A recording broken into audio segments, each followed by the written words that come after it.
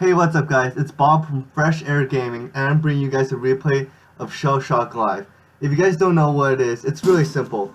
It's just two teams of tanks trying to kill each other with all kinds of cool weapons. So in this replay, there's actually another guy with the same username as me called Blazin Asian. You can see he's on my team, which is on the right side, and he's down in the pit. So how this game mode works is that the two teams take turns shooting at each other, and right now the other team unfortunately gets to go first. So right now I'm just looking at all my weapons, and they get to shoot first.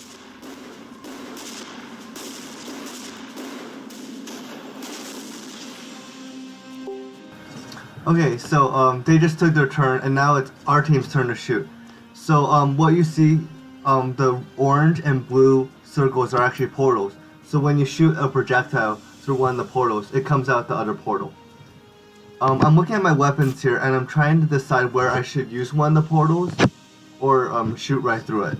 And so I think I'm going to try shooting through one of the portals to see if I can hit the two guys in the back.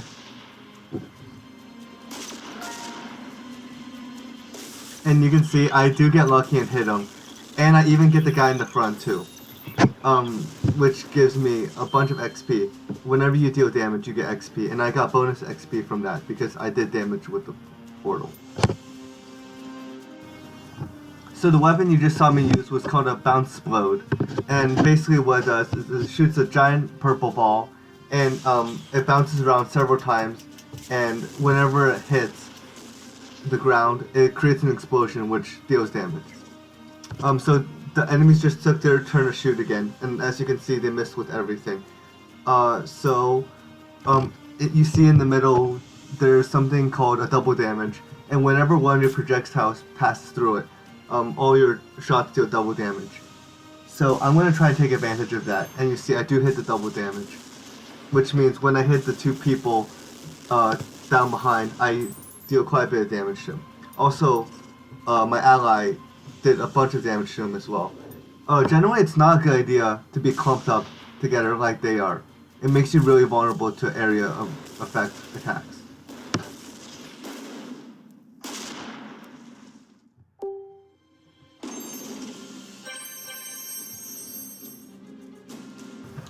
So I'm looking through my weapon choices again, and I'm trying to figure out how to finish off those two guys at the bottom. They're really clumped up together, so I'm looking at all my options. I'm considering the grenade at first because it does air effect damage, but I end up going with the airstrike. It'll probably do enough damage to finish at least one of them off. So my idea is to try to lob it in, which is what I'm going to do right here. So you can see the airstrike is going to land, but unfortunately my allies do get the kill for it, which is okay. Now it's going to be a 3 against 1. Unfortunately for him, a giant purple circle just appeared. Basically, if any projectile hits the circle, it's just going to bounce off. And you can see this kind of blocks him from hitting us. So what he's going to opt for is instead probably to do an earthquake. And that just hits everyone and kind of readjusts the terrain. So right now we're going to try to finish this guy off, I guess. There's 3 of us and only 1 of him, but he does have all of his armor, which is indicated by the blue bar above his health, which is the green bar. So it's a 3 against 1, and I'm going to try and hit him with this projectile called a roller. And you can see I just barely missed him. Luckily my allies are able to hit him with their weapons though. So what's nice about not very good projectiles like the roller are that they kind of help you judge where to shoot. So as you can see, when I shot, it left a dotted line, and I can see that I barely missed him. So I can just slightly adjust my angle to get a lock on him, which is what I'm going to try to do here. Once I have a lock, which means I know the coordinates of where I need to shoot, I can throw a really powerful weapon at him, which is what I'm going to hit him with, the builder here. It's just going to build him up.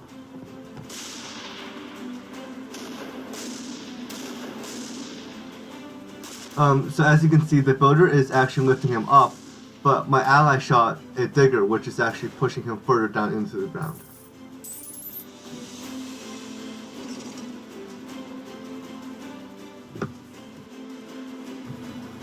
So at this point, he has about half of his health left. All of us are still alive, so he's probably just going to try to do as much damage as possible.